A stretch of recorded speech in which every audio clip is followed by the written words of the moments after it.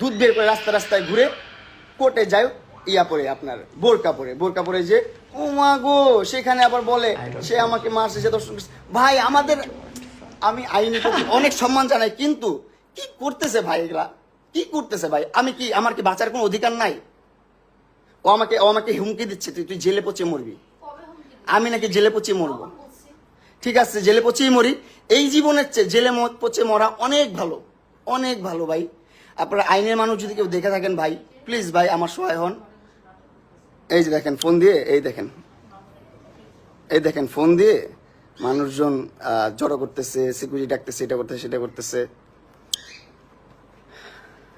লাইফটা শেষ ভাই লাইফটা শেষ আমার লাইফের এন্ডটা যে এখানে হবে আমি বুঝতে পারি নাই তোর কারণে আমি নেশাখোর তোর কারণে আমি সমাজে লাঞ্ছিত লজ্জিত অপমানিত অবহেলিত তোর জন্য কারণ সোশ্যাল মিডিয়াতে প্রত্যেকটা কন্টেন্ট ক্রিয়েটর একটা সময় ক্রিঞ্জ থাকে আস্তে আস্তে ডে বাই ডে আপডেট হয় প্রত্যেকটা ক্রিয়েটর এমন কোন ক্রিয়েটর দেখাতে পারবেন না আপনি আমাদের মেগাস্টার সাকিব খানের আগের ভিডিওগুলোই দেখেন আগের মুভিগুলোই দেখেন আপনি 5 বছর 10 বছর আগের মুভিগুলোই দেখেন কতটা খ্যাত মুভি হইতো আর এখন কতটা স্ট্যান্ডার্ড মুভি হয় কতটা সুন্দর মুভি হয় ডে বাই ডে মানুষ আপডেট হয় ভাই আমিও তো আপডেট হতাম ভাই আমাকে আপডেট হতে দিচ্ছে না আমাকে ভালোভাবে বাঁচতে দিচ্ছে না ভাই আমার লাইফটা হিল করে দিছে ভাই আমি যে এখন একটা বাঁচবো কোনোভাবে দিচ্ছে না ভাই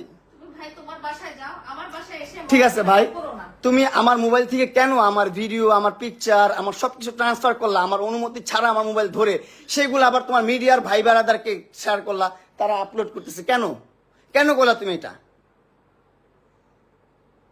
কেন করলা তুমি এটা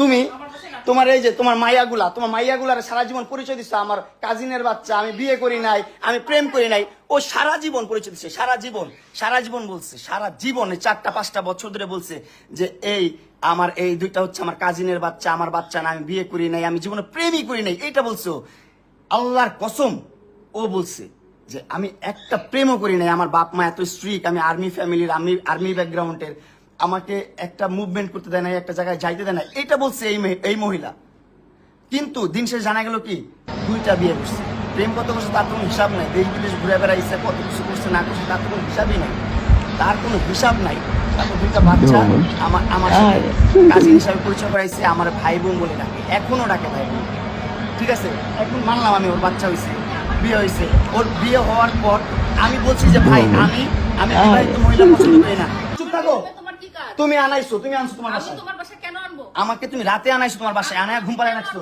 আমাকে ঘুম পাড়ায় আমার মোবাইল থেকে সব ধরনের ভিডিও পিকচার সবকিছু নিয়ে গেছো সবকিছু ট্রান্সফার করছে কেন ভাই যাবো এখন কেন ভাই যাবো কাছে ভিডিও নেওয়া শেষ হ্যাঁ ভিডিও নেওয়া শেষ এই জন্য বাসায় যাও এই মহিলা ভাই আমাকে পাঁচটা মামলা করছে 5টা মামলা একটা না 5টা মামলা করছে আর বাংলাদেশের আইনটা ওর কাছে এতই সোজা এতই কেনা ওর কাছে ওর বাপদাদার আইন ও যেভাবে বলে সেভাবেই মামলা হয় পদে মামলা হয় ভাই পদে মামলা হয় যেভাবে বলে সেভাবেই মামলা হয় কেন আমি যখন আমার সাথে ব্রেকআপ কেন হয়েছে কারণ ও বিবাহিত আমার কাছে লুকাইছে 4টা বছর লুকায় রাখছে যে ও বিয়ে করে নাই ওর সংসার হয় নাই ও ইভেন ও প্রেমও করে নাই এটা বলে রাখছে 4টা বছর যখন 4 বছর পর আমি প্রুফ পাইছি যে না ও বিবাহিত ওর সংসার আছে সবকিছু আছে সবকিছু ছেড়ে ও এরকম করতেছে তখন থেকে আমি ওর সাইড থেকে সরে গেছি আর তখন থেকে ও আমার বিরুদ্ধে মামলা দেওয়া শুরু করছে অগণিত মামলা দিয়ে দিছে এই যে এখনো মনে হয় মামলা রেডি করতেছে আর কয়েকটা মামলা দিবে হ্যাঁ সরকার তোর কিনা আইন তোর কেনা ওর বাপদাদার গোলাম না ওর যেমনি করবে এমনি চলবে আমরা তো মনে করেন ফকিনের পোলা পাইন বস্তির পোলা পাইন আমগো কথায় কোনো কিছু চলবো না ভাই আমগো কথায় কোনো কিছু চলবো না এই দুনিয়াতে আমগো জন্ম নেওয়াটাই হচ্ছে ভুল এই পৃথিবীতে আসাটাই অনেক বড় ভুল জন্ম কেন নিচ্ছে এই পৃথিবীতে এটা সবচেয়ে বড় ভুল জন্ম নেওয়ার সাথে সাথে মরে যেতাম সেটাই ভালো ছিল বুঝছেন আমার বলার কোনো ভাষা নেই আর কোনো কিছু নেই আমি ওর নিয়ে কোনো ধরনের ভাষা ইউজ করতে চাই না কোনো ধরনের কথা বলতে চাই না আপনাদেরকে সাক্ষী রাখলাম তোমার বাসায় তো আমি ইচ্ছা করে আসি নাই তোমার বাসায় তুমি আনাইছো তুমি ব্ল্যাকমেল করে আনাইছো তুমি মামলা তুলবা না এটা করবো না সেটা করবো না ঠিক আছে ভাই ঠিক আছে আমি আর মন রক্ষা করে চলতে পারবো না ও আর আমার একটা স্ক্যান্ডাল যদি আসে সেটার জন্য দায়ী থাকবে লালা আমার প্রত্যেকটা খারাপ কাজের জন্য দায়ী থাকবে এই মহিলা, 100% দায়ী থাকবে। আমি কি ছিলাম, তুমি কি ছিলা? ডিভোর্সি মহিলা, 2টা সংসার করতে পারো না, স্টুপিড কোথাকার, জানোয়ার কোথাকার, অভদ্র মহিলা, বেয়াদব মহিলা। যেভাবে ইচ্ছা সেভাবে চালাচ্ছ। 50 বছর হয়ে গেছে গা, 50টা বছর হয়েছে। আমার মাত্র সবে কয় বছর? আমার সবে কয় বছর? তোর অর্ধেকেরও কম আমার বয়স, তোর অর্ধেকেরও কম। কি চালটা চালস তুই? তুই এইখানে এদিকে সম্পর্ক নষ্ট করিস, ওদিকে সম্পর্ক নষ্ট করস, সব দিকে সম্পর্ক নষ্ট করস। মাসুদ ভাইয়ের সাথে পর্যন্ত সম্পর্ক তুই নষ্ট করছিস। অবশ্যই মাসুদ ভাইয়ের সাথে সম্পর্ক নষ্ট করে দিচ্ছে, সবকিছু করে দিচ্ছে, মানে একবারে ছিন্নমূল করে দিচ্ছ আমাকে।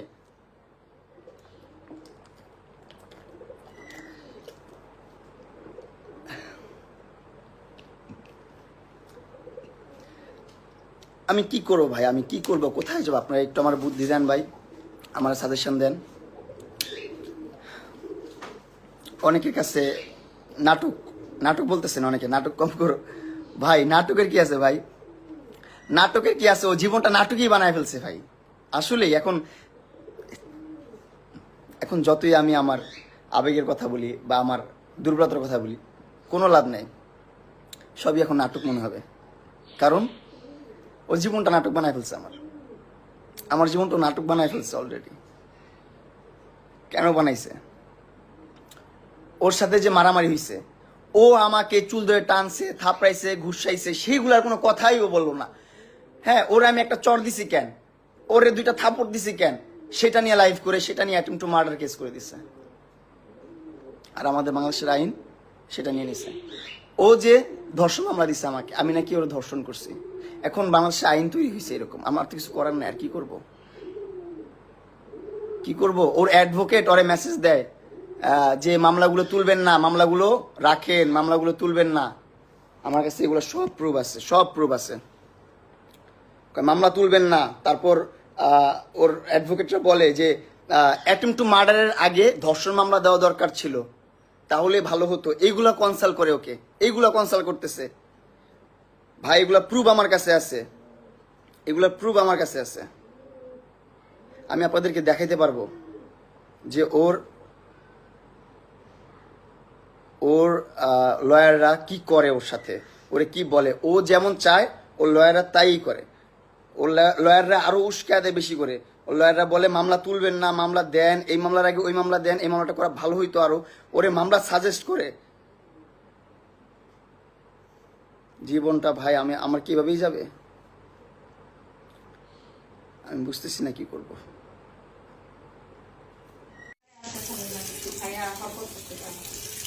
এই হচ্ছে অবস্থা। বাসায় ডাইকাই না, পুরো বাইন ডাকে, মানুষ ডাকে, মোবাইল থেকে ডাটা ট্রান্সফার করে।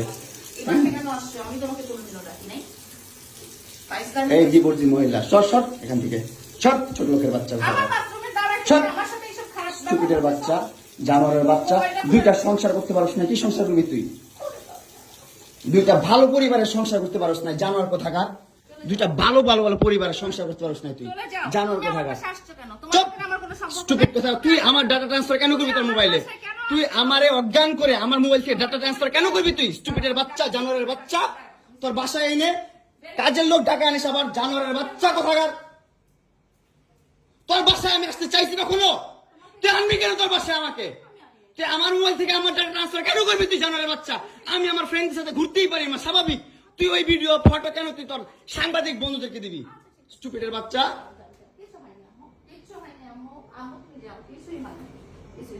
কেন দিবি তুই? কেন করবি আমার সাথে খেলাবেলা?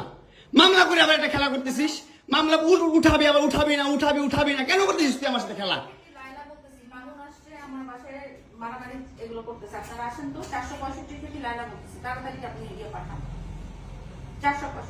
এই ওর বাসায় নাকি মারামারি করতেছি। মামুন আসছে, মামুন এসে এখানে মারামারি করতেছে। তাড়াতাড়ি আসেন, 465-তে আসেন ভাই। একটা ছেলে কতটা অসহায় হইতে পারে ভাই, কতটা অসহায় হইতে পারে আমি বুঝাইতে পারবো না। আমি একটা 2টা মামলা না, 5টা মামলা করছে এই মহিলা আমার নামে। এই জবরদস্ত মহিলা আমার নামে 5টা মামলা করছে। 5টা মামলা কইরা আমার যেমনি মন চাই সেমনি নাচাইতেছে। আমার একটা লাইফ আছে ভাই, আমার একটা জীবন আছে ভাই, আমি আমার মতন মুভ অন করবো, আমি আমার মতন ঘুরবো, আমার ফ্রেন্ডদেরকে নিয়ে ঘুরবো, আমি আমার মতন করে যা মন চাই তা করবো। তুই এগুলা কেন করতেছিস? আমার বাসায় কি করো তুমি? হ্যাঁ, তুই তো আনছিস আমার তোর বাসায়। আমি কেন আনবো? তোর বাসায় ঢুকতে না দিলে, তোর বাসায় শুইতে না দিলে আমি কই থেকে আসছি? আমার বাপের যোগ্যতা আছে তোর বাসায় ঢুকার? তোর যোগ্যতা আছে আমার বাসায় ঢুকার আমি ঢুকতে না দিলে? হ্যাঁ, সিকিউরিটি কল দেস, ইলেট ফোর্স কল দেস, জানোয়ার মহিলা কোথাকার। আমার বাসায় তুমি কি করো? হ্যাঁ, কি করি বল? তুই কি করি বল? কি করি পাস করতেছো, ঠিক বল? কি করি বল? তুই কি করি? তোর বাসায় কিভাবে আসছি বল? বলতেছো তো। কি করো তুমি আমার বাসায়? বল কিভাবে আসছি? তুমি জানো তুমি আসছো কেন আমার বাসায়? তুই বল। তুমি যদি আমার কিছুই না আমার বাসায় কি করো? আমার বেডরুমে তুই তোরে কেন ছুস আমারে? তোমাকে আমি কোথায় ডেকে আনছি দেখো। তোরে না চুদলে মামলা তুলবি না তুই কস? তোরে না চুদলে মামলা তুলবি না কোথায় তুই? বলেছি আমি? আমারে কস, আমার তুই অনলাইনে কবি কই থেকে জানোয়ার কোথাকার। এই জন্য তোর বাসায় আমারে, এই যে বাসায় তুমি তোর মা, আসছো কেন? তোর মাও তো আমারে পোলা প্রস্টিটিউট কয়। তুমি আসছো তুমি ছেলে প্রস্টিটিউট। জানোয়ার। আমার মোবাইলে তুমি ভাবছে যে আমার বাঁচার কোনো উপায় আমি দেখতেছি না। আমি কিভাবে বাঁচবো ভাই? আমাকে বাঁচতে দিচ্ছে না। আমি বাঁচতে চাই, এইটা তো তোমার আমি বাঁচতে চাই এই পৃথিবীতে। আমি এই ইমোশনাল জানো। আমি মদ, ওই যে তুমি যখন শোনো, তোমার মতন মহিলা, তোমার মতন জঘন্য মহিলা আমি আমার লাইফে দেখি নাই। তোমার মতন জঘন্য মহিলা আমি আমার লাইফে দেখি নাই। বিশ্বাস করো, তুমি এতটা হিটলার, এতটা বুদ্ধি তোমার মাথায়। শোনো, তুমি এতটা হিটলার, তুমি এতটা জঘন্য। চুপ থাকো, আমার কথা শোনো। তুমি তোমার কথা শুনতে আমি কথা বলতেছি না।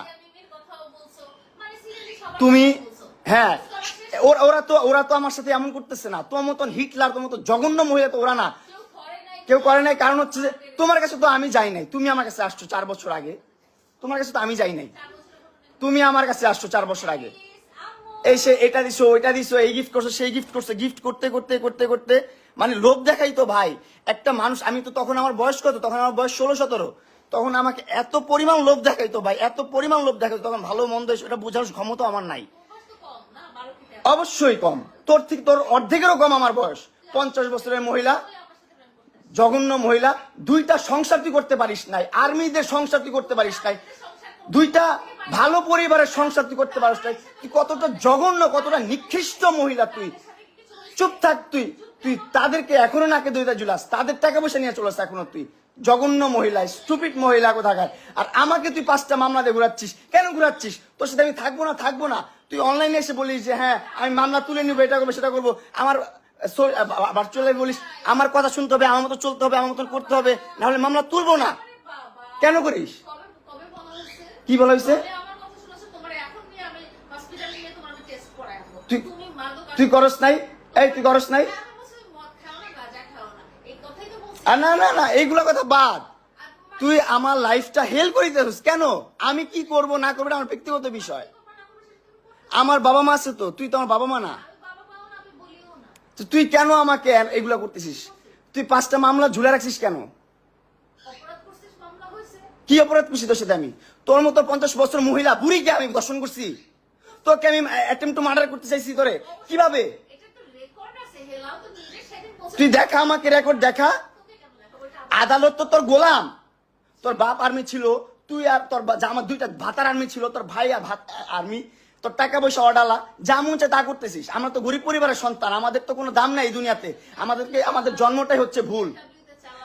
আমাদের জন্মটাই ভুল, বুঝছিস?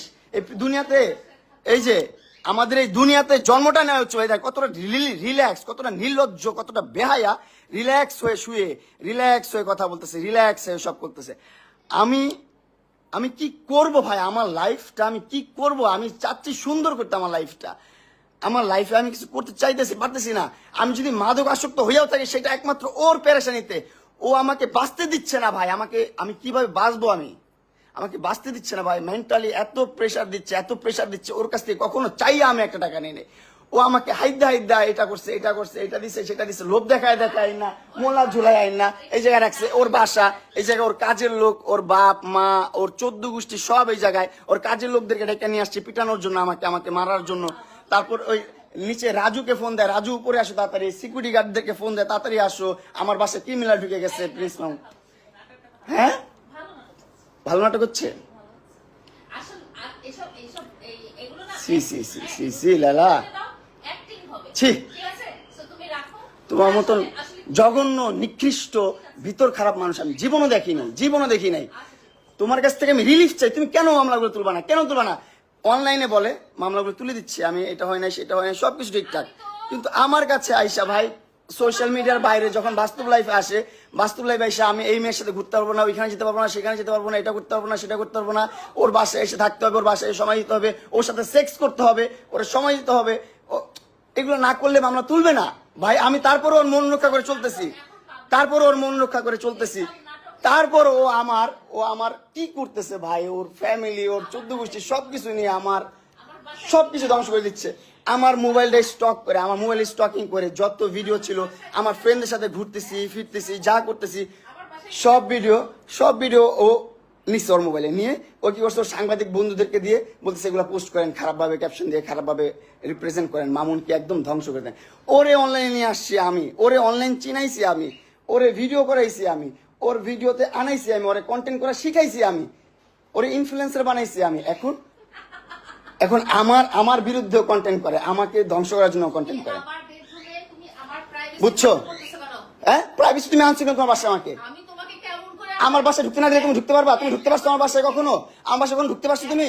আমার বাসায় কখনো ঢুকতে পারছো তুমি? জি না, তুমি আনছো আমাকে মামলার জোর দিয়ে আনছো তুমি আমাকে মামলার জোর দিয়ে। বলো, কথা বলো, তোমাকে আমি সমস্যা নাই, তুমি তোমার লাইভ দেখে সুন্দর করে বসছো কথা বলার জন্য, বলো, আমি কথার উত্তর দিব, সমস্যা নাই, বলো তো, আমি তোমার কথা উত্তর দিব। তুমি তোমার বেডরুমে আনছো, তোমার বেডরুমে অ্যাক্সেস, হ্যাঁ, তোমার বেডরুমে ঘুম পাড়াইছো আমাকে সারা রাত তুমি আমাকে, অবশ্যই। জি না, আমি যদি না চাই, এই দেখেন একটা পরিবেশ কখনো কি এরকম থাকে, ও আর আমি থাকবো কখনো, থাকবো যদি ও অ্যাক্সেস না দেয়, আমি ওর বাসায় কিভাবে ঢুকবো? ও অ্যাক্সেস দিছে বলে তো। ও বাবা, কি অ্যাক্টিং, ওভার অ্যাক্টিং লাইভ দেখে নাকি? লাইভ দেখে? আচ্ছা ভাই, আমি জানি না আপনারা কি করবেন বা আপনারা কিভাবে নিচ্ছেন। অনেক কষ্টে থেকে এই লাইফটা করতেছি, অনেক কষ্টে থেকে। হ্যাঁ, লালা পোষলে গাছ ঠিক করে নেই ভাই। 4টা বছর ওর পিছনে আমি শ্রম দিছি, 4টা বছর ওর জন্য আমি কষ্ট করছি ভাই, 4টা বছর আর এস্টাবলিশ করছি, টাকা পয়সা দিয়ে না, সম্পত্তি দিয়ে না, কিন্তু সোশ্যাল মিডিয়াতে ব্লু ফেরি লালা মানে একটা নাম আসছে, এটা আনার পিছনে অনেক কষ্ট করছি ভাই, অনেক কষ্ট করে কন্টেন্ট করে সাথে নিয়ে ঘুরছি, সাথে গ্র্যান্ড ওপেনিং যেখানে গেছি যেভাবে কন্টেন্ট করা লাগছে সবভাবে করছি।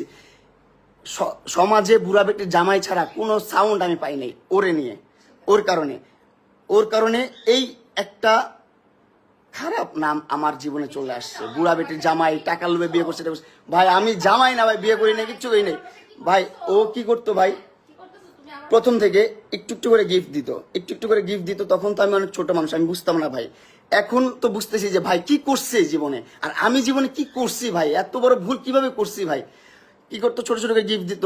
আমার প্রথম বার্থডেতে ওর সাথে যখন দেখা, 6 মাসের মাথায় আমার 12 লাখ টাকা দিয়ে একটা গাড়ি কিনে দিচ্ছে, তখনই তো আমি ইমপ্রেস। ও মাই গড, এত টাকা দিয়ে গাড়ি কিনে দিচ্ছে আমাকে, কত সুন্দর ভালো বন্ধু। আমাকে এমনও বলছে সারা জীবন আমি তোমার ভালো বন্ধু হয়ে থাকবো, আমার সাথে কোনো ধরনের তোমার কমিটমেন্ট দরকার নেই, এটা নেই সেটা নেই, তুমি আমার সাথে ভালোভাবে থাকবা, এতটুকুই। আমিও ঠিক আছে, আমি মেনে গেছি ছোটবেলা, হ্যাঁ ঠিক আছে লালা তুমি যা বলছো তাই। কিন্তু এখন দিন শেষে এসে যখন আমি আমার মতো মুভ অন করতে গেছি, তখন দেখি ও আমাকে মামলা মোকদ্দমা দিয়ে এটা ওইটা সেটা করে, ক্ষমতার অপব্যবহার করে আমার জীবনটা হেল করে দিছে ভাই, নষ্ট করে দিচ্ছে জীবনটা ভাই। আমার জীবনটা নষ্ট করে দিচ্ছে কেন ভাই? আমি পান্তা ভাত খেয়ে থাকলেও, বস্তিতে থাকলেও, রাস্তায় থাকলেও অনেক সুখে থাকতাম ভাই, অনেক ভালো থাকতাম ভাই। এরকম প্যারা নিয়ে থাকতাম না ভাই, আমি বহুত কষ্টে আছি ভাই, বহুত যন্ত্রণায় আছি ভাই। ও সোশ্যাল মিডিয়াতে এসে বলছে, কিন্তু আপনারা দেখছেন, যেখানে বলছে যে আমি প্রত্যেকটা মামলা তুলে নিব, ওর সাথে এখন ভালো সম্পর্ক বজায় রাখবো। এখন আবার একটা মেয়ের সাথে আমার মোবাইলে মেয়েদের সাথে কেন ভিডিও দেখছে, আমি মেয়েদের সাথে কেন ঘুরি, আমি কেন এখানে যাই সেখানে যাই, আমি মেয়েদেরকে কেন আমার BMW চালাইতে দেই, সেইগুলো নিয়ে তার সমস্যা। কেন সমস্যা হবে তার ভাই, কেন সমস্যা হবে তার জন্য কি আমি আমার লাইফটা লিড করবো না? তার জন্য কি আমি ঘুরবো না? তার জন্য কি আমি প্রেম করবো না? তার জন্য কি আমি বিয়ে করবো না? জীবনে কিচ্ছুই করতে পারবো না। সে তো 2টা বিয়ে অলরেডি করে ফেলছে ভাই, 2টা বিয়ে করছে অলরেডি ভাই, অলরেডি 2টা বিয়ে করছে, এবং 2টা সংসার থেকে ডিভোর্স হয়েছে তার। 2টা সংসার থেকে সে করতে পারে নাই। কেন করতে পারে নাই? তার আচার আচরণের কারণে, তার ব্যবহারের কারণে সে সংসার করতে পারে নাই। আমি বসা করে বসবো না? তুমি আমার এখান থেকে জুতা দিয়ে মেরে বের করা লাগলে বের করো। তুমি আনছো না, মানুষ আনাইছো না, আর তাদেরকে আনাও। আমি তো এই জন্যই লাইভে গেছি, আমার সিকিউরিটির জন্য লাইভে গেছি। তুমি মানুষ আনাইছো না আমাকে পিটানোর জন্য? আনাও না, তুমি কোথায় মানুষ? আনাও না। চিল্লাও। স্টুপিড শুয়োরের বাচ্চা, জীবনটা ভাই অতিষ্ঠ করে দিছে ভাই, অতিষ্ঠ করে দিছে ভাই। সমাজে মুখ দেখাইতে পারি না, সংসারে মুখ দেখাইতে পারি না, আত্মীয় স্বজনের কাছে মুখ দেখাইতে পারি না, কোনোভাবে না ভাই। একটা সম্পর্ক কতটা সুমধুর হতে পারে সেটারে একদম ত্যক্ত করে দিছে ভাই। করলার চেয়ে বেশি তিতা বানায় ফেলছো একটা সম্পর্ক ভাই। প্রিন্স মামুনের মতো একজন সেলিব্রিটি যার তখনই 12 মিলিয়ন ফলোয়ার ছিল সোশ্যাল মিডিয়াতে, তার কিন্তু আমার মতো বয়স্ক, দেখতে খারাপ বা আগে বিয়ে হয়েছে বা সন্তান আছে এরকম কোনো মেয়ের পিছনে তার এফোর্ট দেওয়ার কিন্তু কোনো দরকার ছিল না। তার তার অনেক অনেক মেয়ে ছিল, বাট সে আমাকে টার্গেট করেছিল বিকজ সে একটা সোশ্যাল একটা অবস্থানে উঠে আসতে চায় এবং শক্ত একটা খুঁটি যাতে পায়, সেই জন্যই সে কিন্তু আমাকে টার্গেট করেছিল। আমি আসলে একটা কথা সবসময় বলি যে যারা প্রতারক তারা দেখতে যেমন সুন্দর হয়, তাদের কথাবার্তাও খুব কনভিন্সিং হয়, তারা জায়গা বুঝে, অবস্থান বুঝে, সময় বুঝে তাদের কথার ধরনও পাল্টে ফেলে। সে যেমন আদালত প্রাঙ্গণে যে সে তখন খুব গরিব হয়ে যায়, সে তখন ক্ষমতাহীন হয়ে যায়, সে তখন ছোট মানুষ হয়ে যায়। আবার যখন দেখা যায় যে ইন রিয়েল লাইফে সে কিন্তু অনেক রেসপন্সিবল, সে একটা ফ্যামিলি সামলাচ্ছে, সে টাকা পয়সা ইনকাম করছে, সে ব্যবসা বাণিজ্য দিচ্ছে। তো আমি আজকে এমন কিছু জিনিস বলবো যেটা আমি আসলে কখনো ভাবিনি যে ক্যামেরার সামনে আমি আসলে এগুলো প্রকাশ করব। আমি ততদিন চেষ্টা করে গেছি যতদিন আমি ভেবেছি যে হ্যাঁ, আল্লাহ তাআলা হয়তো কোনো না কোনোভাবে আমাদের সম্পর্কটা ঠিক করে দিবে এবং সম্পর্কের মধ্যে যে সম্মানের জায়গাটা আছে সেটা আমি রাখবো। তার শেষ লাইফটা নিয়ে, শেষ এবং তার আগের লাইফটা নিয়ে সোশ্যাল মিডিয়াতে অনেক কন্টেন্ট ক্রিয়েটারই তার তার জন্য সহমর্মিতা প্রকাশ করে অনেক ভিডিও বানিয়েছেন এবং অনেক অ্যাকুজিশন দিয়েছেন আমাকে যে কেন আমি মামুনের এগেনস্টে স্টেপ নিচ্ছি। তো আপনাদেরকে আমি বলতে চাই যে আপনাদের কাছে মামুন হঠাৎ করে ইমোশনাল কথাবার্তা দিয়ে খুব হিরো হয়ে গেল। একটা টাইমে আপনারাই ওকে নিয়ে অনেক ট্রল করতেন এবং তার আসল রূপগুলো ধরে তোলার চেষ্টা করেছেন। তো যারা ভুলে গেছেন ব্যাক টু 2020-2021 সালের কথা, তাদেরকে আমি মনে করিয়ে দিতে চাই যে কিশোর গ্যাং 143 কিশোর গ্যাং 143 গ্রুপের লিডার প্রিন্স মামুন। আমি এই মুহূর্তে টের পাচ্ছি যে প্রতারকরা আসলে জায়গা বুঝে বুঝে তাদের চাল এবং তাদের কথাবার্তা, তাদের অ্যাক্টিভিটিস পরিবর্তন করে। ওই সময় তার একটা বছর সে আমার পিছে ঘুরেছে। প্রিন্স মামুনের মতো একজন সেলিব্রিটি যার তখনই 12 মিলিয়ন ফলোয়ার ছিল সোশ্যাল মিডিয়াতে, তার কিন্তু আমার মতো বয়স্ক, দেখতে খারাপ বা আগে বিয়ে হয়েছে বা সন্তান আছে এরকম কোনো মেয়ের পিছনে তার এফোর্ট দেওয়ার কিন্তু কোনো দরকার ছিল না। তার তার অনেক অনেক মেয়ে ছিল, বাট সে আমাকে টার্গেট করেছিল বিকজ সে একটা সোশ্যাল একটা অবস্থানে উঠে আসতে চায় এবং শক্ত একটা খুঁটি যাতে পায়, সেই জন্যই সে কিন্তু আমাকে টার্গেট করেছিল। তো আমি আপনাদেরকে বলতে চাই, আপনারা যারা ভুলে গেছেন 2021 সালে শিশি মারু নামের একজন টিকটকার ছিল যে একটা মেয়ে ফ্যানকে ময়মনসিং বা গাজীপুর থেকে ঢাকায় ডেকে এনে তখন টিকটকের উপর খুব নেগেটিভ একটা ইম্প্যাক্ট পড়েছিল। মামুনকে খুব গরিব, অসহায় এবং তার ফ্যামিলিতে প্রতিবন্ধী ভাই বোন এবং সে একমাত্র উপার্জনক্ষম এবং সে সুন্দর ড্যান্স করতে চায় এবং সে শাকিব খান হতে চায়, এইসব দেখে আমি আসলে খুব মায়ায় পড়ে গিয়েছিলাম এবং আমি ভেবেছিলাম যে হ্যাঁ ঠিক আছে, সে যদি আমার সামাজিক অবস্থান বা অর্থনৈতিক অবস্থান তাকে কোনো কোনো একটা লিফট দিতে পারে, সে যদি একটা ভালো অবস্থানে যেতে পারে, সে যদি এডুকেটেড হতে পারে, সে যদি পড়ালেখা করে নিজের ক্যারিয়ারটা গড়ে নিতে পারে, সেই হিসেবেই কিন্তু আমি তাকে সাপোর্ট দিয়ে আসছিলাম এবং সাপোর্ট দেওয়ার মনোভাবটা কিন্তু আমার মধ্যে ছিল। তো আমি তাকে তার জায়গা থেকে এনে আমার অবস্থানে নিয়ে এসেছিলাম এবং তাকে পড়ালেখা করিয়েছিলাম এবং তার যা যা দরকার একটা মানুষের এনআইডি কার্ড বলেন বা যেটা দরকার এডুকেশন কোয়ালিফিকেশন বলেন, যতটুকু সাপোর্ট দরকার, এবং তার মধ্যেও তার মনের অনেক কিছু ইচ্ছা ছিল, তার বাড়ি থাকবে, গাড়ি থাকবে, তার গ্রামের বাড়ি হবে বা তার ফ্যামিলির স্ট্যাটাসটা ঠিক হয়ে যাবে, ফ্যামিলির সবাই খুব সলভেন্ট হয়ে যাবে, এসব ব্যাপারেও ফিনান্সিয়ালি কিন্তু আমি সাপোর্ট করেছি অ্যাজ এ লাইফ পার্টনার। তার সাথে আমার সম্পর্কটা যেহেতু এখনও একটা আইনি প্রসেসের মধ্যে চলছে, তো সম্পর্কটার কথা আমি এই মুহূর্তে ক্লিয়ার করে বলছি না। যখনই তদন্ত শেষ হবে বা যখনই একটা বিচার কার্য প্রক্রিয়া শেষ হবে তখনই আমি খুব ক্লিয়ারলি বলতে পারবো, কারণ তাহলেই আপনারা সত্যিটা জানতে পারবেন। তো আমি আমি আসলে বলতে চাই যে প্রিন্স মামুন এবং প্রিন্স মামুনের মা এবং তার পরিবার আমাকে দাবার খুঁটি হিসেবে ব্যবহার করেছেন তাদের বিভিন্ন অপকর্ম ঢাকার জন্য।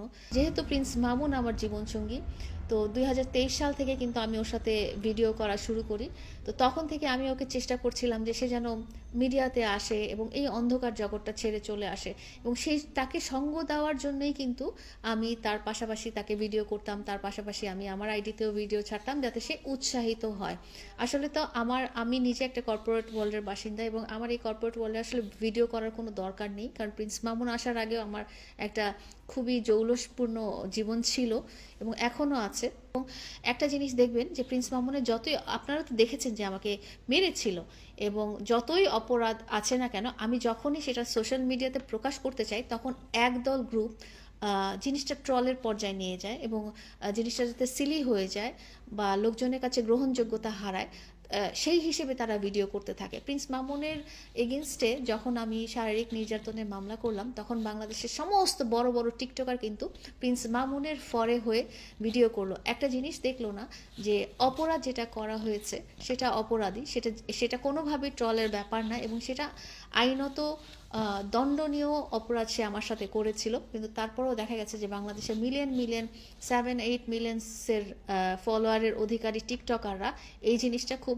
সিলি পর্যায়ে নিয়ে গেছে, এবং তারা একটা হাস্যরসাত্মক, একটা ব্যঙ্গাত্মক একটা মানে ইভেন্টে পরিণত করেছে, যে আমাকে মেরেছে সেটা নিয়ে ওরা ফানি টিকটক করেছে, এবং ওকে আমি ও যে আমার উপর শারীরিক অত্যাচার করেছে সেটার এগেনস্টে যখন আমি অভিযোগ করেছি, তখন তারা পুরো মিলিয়ন ফলোয়ারের টিকটকাররা বা সোশ্যাল মিডিয়ার যারা কন্টেন্ট ক্রিয়েটার আছে, যারা 143 গ্রুপের সদস্য, তারা আমার এগেনস্টে একটা মিডিয়া ট্রায়াল, একটা না অনেকগুলো মিডিয়া ট্রায়ালের সৃষ্টি করে, যাতে পুরো সোশ্যাল মিডিয়াটা আমার এগেনস্টে চলে যায়।